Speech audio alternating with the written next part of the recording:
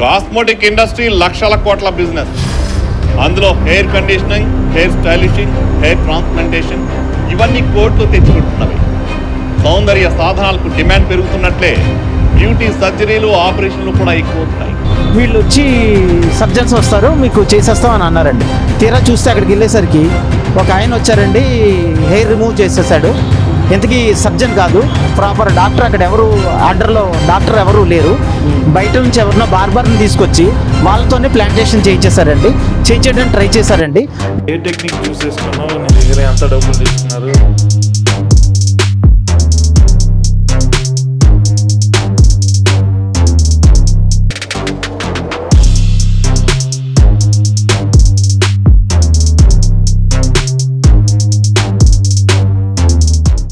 మొదటిది hair free hair గ్రోలో జరిగిందండి. 2 ఏళ్ల క్రితం దీంట్లో హెయిర్ ట్రాన్స్ప్లాంటేషన్ చేయించుకున్నాం అనుకున్నాను.